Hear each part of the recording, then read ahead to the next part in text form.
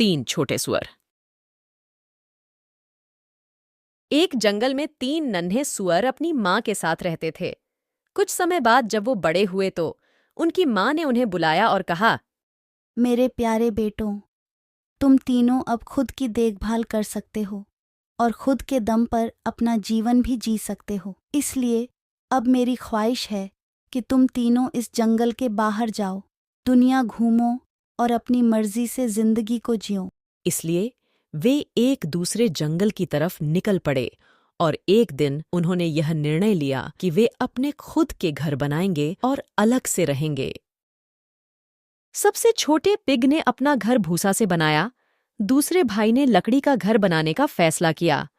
दोनों भाइयों ने अपने घरों का निर्माण बहुत ही जल्दी और बिना ज्यादा मेहनत किए हुए कर लिया, जबकि तीसरे और सबसे बड़ा भाई ने ईंटों का एक घर बनाने का फैसला किया। उसको कठिन काम करने में कोई आपत्ति नहीं थी, क्योंकि वह एक मजबूत घर बनाना चाहता था। इसे बनाने में बहुत समय और मेहनत लगी, लेकिन उसे ऐसा एक घर चाहिए था जो किसी भी चीज का सामना कर सके। अगले दिन एक भेड़िया उस गली से गुजर रहा था जहां 3 छोटे सुअर रहते थे, और उसने तिनके का बना घर देखा और अंदर सुअर की खुशबू महसूस की। उसने सोचा कि सुअर अच्छा भोजन बन सकता है और उसके मुंह में पानी आने लगा, तो उसने दरवाजे पर खटखटाया। छोटे स्वर, मुझे अंदर आने दो, मुझे अंदर आने दो। नहीं नहीं नहीं, मैं दरवाजा नहीं खोलूंगा। नन्हा सुअर, मैं एक फूंक मारकर तेरा भूसे का घर उड़ा दूंगा और तुझे खा जाऊंगा। उसने एक जोरदार फूंक मारी और भूसे का घर उड़ गया। बेचारा पहला सुअर वहां से किसी तरह बेही अपनी जान बचाकर भाग गया और दूसरे सुअर के घर पहुंचा। जैसे ही दूसरे सुअर ने दरवाजा खोला, वह जल्दी से अंदर घुस गया और दरवाजा बंद कर दिया। भेड़िया फिर आगे बढ़ा और उसने घर एक लकड़ी का घर देखा और उसने अंदर सुअरों की खुशबू महसूस। और जब उसने सोचा कि वे कितना स्वादिष्ट डिनर बन सकते हैं, उसके मुंह से पानी आने लगा, तो उसने दरवाजे पर खटखटाया और कहा, छोटे सुअर, मुझे अंदर आने दो, मुझे अंदर आने दो।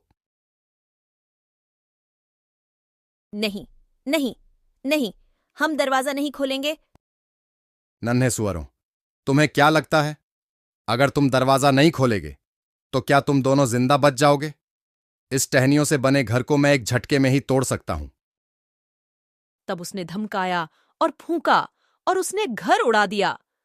भेड़िया लालची था और वह दोनों सुअरों को एक साथ पकड़ने की कोशिश की, लेकिन ज्यादा लालच करने से न तो किसी को पकड़ सका और 2 छोटे सुअर तीसरे सुअर के ईंटों से बने घर की ओर भागे। भेड़िया पूरे दिन से भूखा था और सुअरों को पीछा करते करते उसने बड़ी भूख बढ़ा ली थी, और अब वह अंदर से तीनों की खुशबू महसूस कर रहा था और उसे पता था कि 3 छोटे सुअर एक बढ़िया खाना बन सकते हैं। तो भेड़िया ने दरवाजे पर खटखटाया और कहा, छोटे सुअर, मुझे अंदर आने दो, मुझे अंदर आने दो।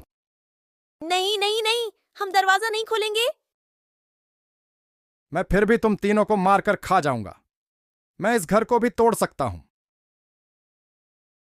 वह धमकाया और फूंका, फूंकता रहा और धमकाता रहा, और वह धमकाया और दुक्का फूंका, लेकिन वो घर को उड़ा नहीं सका। आखिरकार उसकी सांस इतनी चढ़ी कि उसे और धमकाना और फूंकना नहीं आया, तो उसने रुककर विश्राम किया और थोड़ा सोचा। पहले वह घर की छत पर चढ़ा, फिर चिमनी के रास्ते घर के अंदर घुसने लगा। चिमनी के अंदर से आ रही आवाजों को सुनकर पहला और दूसरा सुअर और ज्यादा डर गए और रोने लगे। तभी तीसरे सुअर को एक तरकीब सूझी। उसने चिमनी के नीचे आग जलाई और एक बर्तन में पानी भरकर वहां पर उबलने के लिए। तब जैसे ही भेड़िया चिमनी से नीचे आ रहा था, छोटे सुअर ने ढक्कन उठाया और छप गरम पानी में भेड़िया गिर गया और भेड़िया वहां से भाग गया।